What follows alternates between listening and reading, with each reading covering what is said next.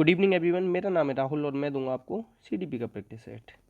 Expected question बताएंगे, MCQ format में होगा, प्रीवियस ईयर क्वेश्चन होंगे और ट्रिक्स बता देंगे कुछ। ठीक है, पहले क्वेश्चन से स्टार्ट करेंगे। पढ़ना सीखने के लिए सबसे ज़्यादा आवश्यक क्या है? तो देखो, सीधे सीधे मुझे दिख गया, अर्थपूर्ण रोचक सामग्री सुनने पढ़ने को मिले, तो सीधे लगा दो। केवल आ जाए काट दो, अधिक से अधिक आ जाए, अधिक आए तो ठीक है, अधिक से अधिक आ जाए तो काट दो। ठीक है, तो आंसर क्या हो जाएगा? सी। नेक्स्ट, भाषा केवल अभिव्यक्ति का माध्यम ही नहीं और किसका माध्यम है? बातचीत का माध्यम है। आंसर क्या हो जाएगा? बी। नेक्स्ट, लड़के होकर रोते हो, ये कथन क्या है? लड़का या लड़की से रिलेटेड कर दिया उसने, सॉरी ये स्क्रीनशॉट हो गया। ठीक है, लड़का या लड़की से कर दिया तो ये क्या कर दिया उसने? जेंडर से जोड़ दिया। बहुत आता है ये, रूढ़िवादिता के ऊपर क्वेश्चन आता है, जेंडर के ऊपर आता है। तो अगर कभी भी लड़का को स्पेशली बोले या लड़की को बोले ना, तो जेंडर ढूंढना या रूढ़िवादिता शब्द ढूंढना। नेक्स्ट, कहानी के संदर्भ में कौन सा कथन उपयुक्त है? संवाद होना आवश्यक है, शुरुआत होना या शुद्ध भाषा होना। देखो, कहानी में ना कथानक होना बहुत जरूरी है। ठीक है, कहानी में कथानक, का से कहानी, का से कथानक, ऐसे थोड़ा दिमाग में रखा हुआ मैंने। ठीक है, नेक्स्ट, एक भाषा के अध्यापक को बच्चों में क्या विकसित करना चाहिए? भाषा सिद्धांतों की समझ थोड़ा हटा देते हैं, अलंकारिक भाषा हटा देते हैं, शुद्ध भाषा ही केवल हटा देते हैं, विविध संदर्भ कभी भी आ जाए ना, 99% लगा के आ जाना, सही हो जाएगा। नेक्स्ट, अब बहुत सारे लोग कहते हैं सर आप 99% ही कहते हो, 1% गलत हो गया तो मैं आप लोगों को एक बात बताऊं, कभी भी पेपर में जो सिलेक्शन होगा ना, वो आप अगर 90% करे आना तो हो जाएगा। तो ये 99% तो 9% और ज़्यादा दे दिया। ठीक है, भाषा सभी विषयों के किस में होती है? केंद्र में होती है। आप चाहे संस्कृत पढ़ लो, आप चाहे हिंदी पढ़ लो, मैथ पढ़ लो, साइंस पढ़ लो, हर जगह आपको भाषा मिल जाएगी। ठीक है, मैथ में भी आपको लाइन लिखी रहती है ना, राम ने 10 रुपये के सेब खरीदे, तो वो राम ने लिख रहे हैं ना भाषा, तो वो सब में क्या है? केंद्र में। नेक्स्ट, आप मानते हैं कि अलग अलग तरह की सामग्री पढ़ने के अवसर मिलने से क्या होता है? तो व्याकरण जोड़ देते नहीं, लेखकों के बारे में उतना ध्यान देने नहीं, किताबों के बारे में जानकारी, चलो ठीक है ये दोनों हो सकते हैं, मगर ये दोनों चीज़ें ना विविध संदर्भ जहाँ मिल जाते हैं उसमें सारी चीज़ें आ जाती हैं। आंसर हो जाएगा ए। नेक्स्ट, भाषा शिक्षण की कौन सी विधि मातृभाषा को मध्यस्थ बनाए बिना दूसरी भाषा सीखने पर जोर देती है? कभी अमेरिकन ज्वाइन करिए किसी ने आप में से? अमेरिकन में क्या सिखाते हैं? इंग्लिश सिखाते हैं। इंग्लिश कैसे सिखाते हैं? मातृभाषा का यूज नहीं करते, वो प्रत्यक्ष विधि, डायरेक्ट इंग्लिश बोलना सिखाते हैं। ठीक है, तो प्रत्यक्ष विधि जो होती है ना, डायरेक्ट मेथड कहते हैं इसे। इसमें ना सीधे सेंटेंस से बोलना सिखाया जाता है। ये पूछा जाता है डायरेक्ट विधि की छोटी इकाई क्या है, तो उसे बोलते हैं सेंटेंस। ये ना इंग्लिश पेडागोजी में बहुत पूछा जाता है क्वेश्चन, तो आंसर हो जाएगा डी। नेक्स्ट, लेखन क्षमता के आकलन के लिए क्या जरूरी है? तो अभिव्यक्ति को जांचना हो सकता है, व्याकरण सम्मत काट दो, लिखावट काट दो। अब देखो, अर्थपूर्ण विचार और संदर्भों को देखना, जहाँ संदर्भ या अर्थपूर्ण विचार दिख जाते हैं ना, उसे बेस्ट आंसर नहीं हो सकता। आंसर लगाया ना सी। नेक्स्ट, हिंदी के पाठों में अन्य भाषाओं के शब्द होने का क्या अर्थ है? अन्य भाषाओं के भी शब्द हैं हिंदी में, तो मतलब कई सारी भाषा आ गई, कई सारी भाषा का मतलब क्या होता है? बहुभाषा हो गई। आंसर क्या हो जाएगा? D, sorry B. अन्य भाषा का मतलब क्या हो गई? बहुत सारी भाषा, बहुत सारी भाषा यहाँ पे आ रही है। एक सेकंड में निकालो, पाठ कठिन हो रहा है, कभी भी नेगेटिविटी के ऊपर जहाँ आंसर जा रहा हो ना, कभी मत लगाना, हमेशा पॉजिटिव देखो, कहाँ पे पॉजिटिव देखी। विद्यार्थी को शुद्ध भाषा नहीं सिखाई जा रही है, देखो कितना घटिया आंसर है। पाठक पाठ को लेखक हिंदी नहीं जानता, पाठ का लेखक हिंदी जाना, देख रहे हो कितने गंदे आंसर हैं। एक सेकंड में कोई बिना पढ़ा लिखा होगा ना तो भी कर जाएगा इसे। नेक्स्ट, आपकी दृष्टि में अभ्यास क्या होता है? अभ्यास से ना कोई भी चीज़ समझने में मदद मिलती है। जैसे आप ना बार बार इस वीडियो को देखना, तो आपको ना नई नई चीज़ें समझ में आएंगी। एक बार देखना, दूसरी बार देखना, बहुत कुछ नया सीखने को मिल जाता है। पता है, प्याज ही ऐसी चीज़ है, कितना भी पढ़ लो, हमेशा मुझे ऐसा लगता है कि कुछ नया सीख रहा हूँ उसके बारे में। नेक्स्ट, अच्छा देखो मैं बताऊँ एक चीज़, बच्चों को उत्तर देना सिखाते, कभी उत्तर पर ध्यान नहीं देते। तार्किक ठीक है, मगर उतना ज़्यादा अच्छा नहीं, समझ ही होगा इसका, क्या हो जाएगा? समझ। नेक्स्ट, उच्च प्राथमिक स्तर पर, उच्च प्राथमिक स्तर समझो 6 से 8, अनुवाद सामग्री रखने का उद्देश्य क्या है? अनुवाद सामग्री प्रचुर हिंदी साहित्य का न होना, काट दो, पूरे देश को पढ़ने का अवसर देना, पूरे देश की कहानी चली। अन्य भाषाओं के साहित्य को हिंदी में पढ़ने का अवसर देना। और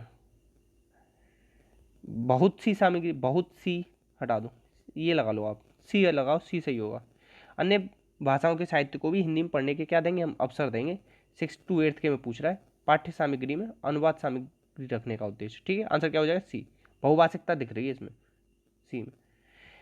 यदि आपकी कक्षा में दृष्टिबाधित बच्चे हैं तो आप क्या करोगे, सहानुभूति कभी रखते नहीं, सभी बच्चों को अलग गतिविधि देंगे, ये भी जरूरी नहीं, कम गतिविधि देंगे उसे, नहीं जरूरी, उन्हें पढ़ने के उपयुक्त साधन देंगे। ऐसे दृष्टिबाधित समझ लो, ब्रेल लिपि से सिखाओगे आप उसे, किसे, ब्रेल लिपि से। और ब्रेल लिपि दिवस कब मनाते हैं, 4 जनवरी। ब्रेल लिपि में कितने डॉट होते हैं, 6। ब्रेल लिपि कब चालू हुई थी, 1784, 1884, हाँ 1884 में आई थी। ये सारे फैक्ट्स हैं, पूछे जाते हैं, याद रखना। ब्रेल लिपि किसने दी थी, लुइस ब्रेल ने दी थी। ये ना इसके पापा औजार का काम करते थे, छोटा था तो इसने औजार ना दिमाग मतलब आंखों में चला गया था, लगा ली थी इसने, तो वो अंधा हो गया ये लुइस ब्रेल, तो इसी ने तब डेवलप की थी। और इनके मरने के बाद ये फेमस हुई है ये चीज़, तब कोई पसंद नहीं करता था ब्रेल लिपि को, कहते थे ये तो नहीं काम आ पाएगी। तो आंसर क्या हो जाएगा, उपयुक्त साधन देंगे। नेक्स्ट, जो ये एक्स्ट्रा फैक्ट बता देता हूँ ना, सारे क्वेश्चन आए हुए हैं, दिमाग रख लेना, एक क्वेश्चन छोड़ने का मतलब समझ लेना, एक क्वेश्चन नेगेटिव करके आ रहे हो आप। भाषा की पाठ्यपुस्तक का निर्माण करते समय सबसे कम महत्वपूर्ण क्या है, देखो अभ्यासों की में वैविध्यता होनी चाहिए, जरूरी है। विषय वस्तु में वैविध्यता होनी चाहिए, सही है। भाषा की विभिन्न छटाएं होनी चाहिए, सही है। मगर पाठों की संख्या उतना ज़्यादा जरूरी नहीं है। और ये क्वेश्चन ना मेरे से किसने पूछा था, गीत मैम ने भी पूछा था। तो गीत मैम अगर आप वीडियो देख रहे हो तो समझो, पाठों की संख्या ज़्यादा कम उतना ज़्यादा वैल्यू नहीं रखती। वैल्यू क्या रखती है, विविधता होनी चाहिए और विभिन्न छटाएं होनी चाहिए। जैसे आप अगर आम पढ़ा रहे हो ना, तो एक आम बना होना चाहिए, सॉरी मेरी तो बहुत ही हद से, आम नहीं वो बना लेते हैं, क्या बना लेते हैं, सेब बना लेते हैं, ठीक है बहुत ही गंदा बना है। और मेरे खुद ना 50 नंबर हैं केवल 10th में, किस में, ड्राइंग में, तो सॉरी इसके लिए। तो जैसे आप आम पढ़ा रहे हो तो आम बना दो, ट्रेन पढ़ा रहे हो ट्रेन के बारे में तो ट्रेन का चित्र बना दो, और थोड़ा सा ना बच्चों के बारे में पढ़ रहे हो तो बच्चे बना दो। तो ये सबसे ज़्यादा बेस्ट चीज़ें हैं, ऐसा करना चाहिए। और सबसे कम महत्वपूर्ण क्या है, पाठों की संख्या, तो आंसर हो जाएगा इसमें बी। ठीक है, नेक्स्ट, हिंदी भाषा सीखने के संदर्भ में कक्षा 8, इस चीज़ को हमेशा याद रखा हो, किस कक्षा की बात कर रहा है वो। पढ़ने वाले बच्चों से क्या अपेक्षित किया जाता है, तो मुहावरे और लोकोक्ति जान सकें, हटा दो, समस्त नियमावली हटा दो, तत्सम प्रदान हटा दो। हिंदी सिखा रहे हो, तत्सम प्रदान संस्कृत सिखा रहे हो, तो इसमें क्या है, भाषा का प्रभावी प्रयोग, प्रभावी जहाँ आ जाए, विविध आ जाए, बहुभाषिकता आ जाए, हमेशा सही लगाना, आंसर हो जाएगा सी। नेक्स्ट, हिंदी भाषा सीखने के लिए क्या अनिवार्य है, तेरे समुद्र, भाषा, परिवेश, कितनी ज़्यादा अच्छी अच्छी चीज़ें आ गई, आंसर लगा दो बी। लिखित परीक्षा, कभी परीक्षा पर ध्यान नहीं देते, 1000 बार बोल दिया आप लोगों से, समझते क्यों नहीं हो, आंसर हो जाएगा बी। ठीक है, उच्च प्राथमिक स्तर, फिर वही इस चीज़ को याद रखा करो, किस क्लास की, 6 से 8 की बात हो रही है। भाषा के आकलन के लिए सबसे ज़्यादा महत्वपूर्ण क्या है, तो सबसे ज़्यादा महत्वपूर्ण है व्याकरण की जानकारी हटा दो, साहित्यकारों की जानकारी हटा दो, मानक भाषा हटा दो, उसे बच्चे को ना बारीकियों की समझ हो, हिंदी भाषा की बारीकियाँ आनी चाहिए 6 से 8 में, बच्चा बड़ा हो चुका है। नेक्स्ट, भाषा अर्जन के संबंध में कौन सा कथन सही है, तो अर्जन ना, एक होता है अर्जन, एक होता है अधिगम, दो अलग अलग चीज़ें हैं, इन दोनों को दिमाग में रखना। आप जो मातृभाषा सीखते हो, मातृभाषा, वो क्या करते हो, आप अर्जित करते हो, और ये क्या होता है, सहज होता है। अधिगम ना आप सेकंड लैंग्वेज करते हो, सेकंड लैंग्वेज, जैसे इंग्लिश सीखनी है तो आप उसका अधिगम करोगे, तो ये अधिगम क्या होता है, अधिगम सीखा जाता है, तो आंसर हो जाएगा इसमें, अर्जन की पूछ रहा था। सहज और स्वाभाविक होता है, स्वाभाविक भी लिख के आ सकता है, ये स्वाभाविक होता है। ठीक है, नेक्स्ट, उच्च प्राथमिक स्तर पर विभिन्न उद्देश्यों के लिए की जाने वाली लेखन कार्य के सबसे ज़्यादा महत्वपूर्ण क्या है, तो सबसे ज़्यादा महत्वपूर्ण डायरी लेखन, बताओ क्यों, क्या कह रहा है, विभिन्न उद्देश्य, जल संरक्षण एक उद्देश्य, आपदा एक उद्देश्य, अधूरी कहानी का एक उद्देश्य, डायरी में क्या होगा, विभिन्न उद्देश्य होंगे, इस चीज़ इसलिए आंसर है। आंसर तो ये भी 3 सही है, मगर ये विभिन्न उद्देश्य कह रहा है, तो डायरी में विभिन्न उद्देश्य हो सकते हैं, इसमें एक उद्देश्य है, इसमें भी एक है, इसमें भी एक है, ठीक है, इसलिए आंसर डी है। और बहुत सारे टीचर ना पता नहीं क्या क्या बताते रहेंगे, क्यों है इसका डायरी लेखन, कहानी बनाते रहेंगे, आंसर डी लगा के आना, इसलिए विभिन्न उद्देश्यों की बात कर रहा है। नेक्स्ट, उच्च प्राथमिक स्तर पर हिंदी भाषा का आकलन करने के लिए सबसे कमजोर बिंदु। सृजनात्मक प्रमुख सही है, तार्किकता सही है, नए शब्द सही, संस्कृत निष्ठ देख लो इतना ज़्यादा टफ, इन चीज़ों को रहने दो। आंसर क्या हो जाएगा? डी। ठीक है, नेक्स्ट। बहुभाषिक कक्षा में भाषा की, बच्चों की भाषा गंभीर समस्या है, गलत। संसाधन है, हमेशा मैं क्या बताता हूँ, जटिल समस्या होती नहीं, कक्षा से बाहर होती नहीं, हमेशा संसाधन होगी बहुभाषिकता। कैसी होगी? संसाधन। नेक्स्ट। उच्च प्राथमिक स्तर पर व्याकरण पढ़ाने की आगमन विधि। आगमन विधि देखो, एक होती है आगमन, एक होती है निगमन। आगमन में उदाहरण से नियम की ओर जाते हैं, निगमन में नियम से उदाहरण की ओर जाते हैं। तो क्वेश्चन नंबर 26 अगर समझ गए हो तो सर जवाब दे देना। नेक्स्ट। अब देखो समागम शिक्षा एक एकीकृत योजना जिसमें सरकार की 3 पूर्ववर्ती योजना शामिल है। एक है समागम शिक्षा, इसमें पूर्ववर्ती 3 योजना शामिल है। तो ये कौन कौन सी है? तो देखो, एक तो सर्व शिक्षा अभियान है, राष्ट्रीय माध्यमिक शिक्षा अभियान है और शिक्षक शिक्षा है। तो आंसर हो जाएगा बी। ठीक है, क्या हो जाएगा? बी। नेक्स्ट। एक्शन रिसर्च किसने दिया था? कोरे ने दिया था। ठीक है, स्टीफन कोरे, इस तरीके से। और सबसे पहले कोलियर एक व्यक्ति थे जिन्होंने इसे यूज किया था, इस चीज़ को याद रखना। ठीक है, तो ये किस चीज़ के लिए यूजफुल होता है?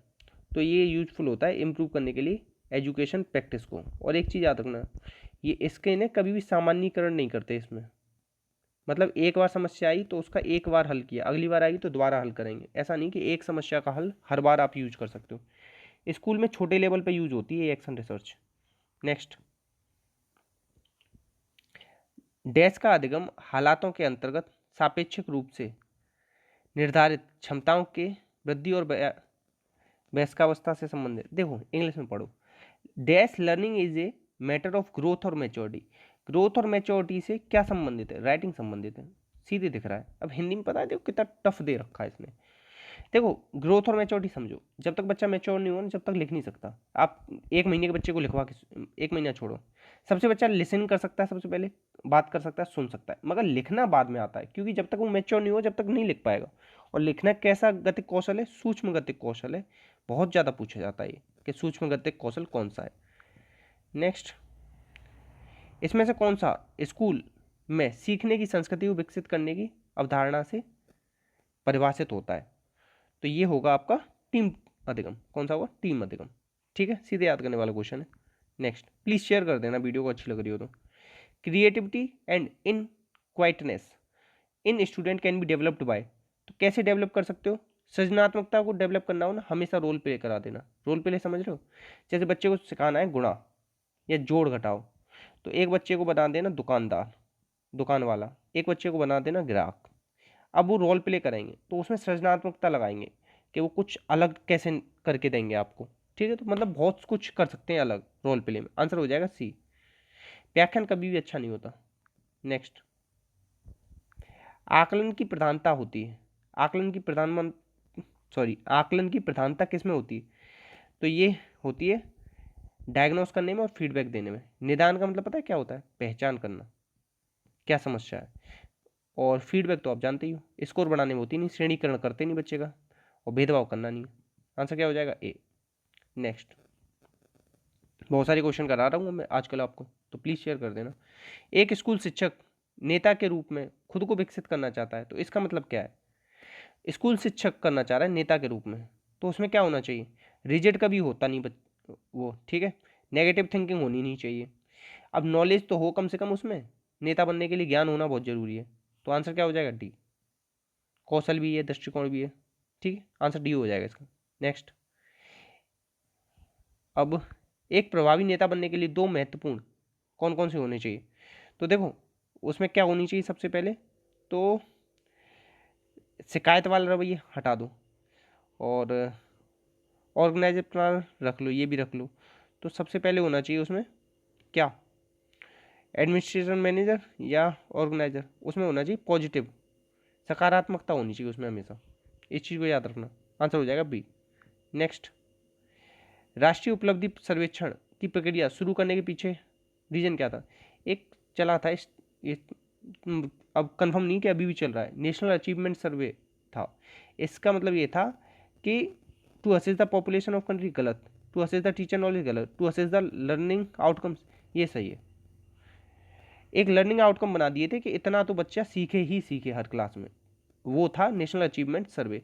और एक चीज़ याद रखना, अचीव की ना स्पेलिंग बहुत पूछी जाती है, अचीवमेंट की स्पेलिंग क्या है, स्पेलिंग मिस्टेक में बहुत देता है, अचीव और रिसीव डिसीव, ठीक है, इसे याद रख लेना।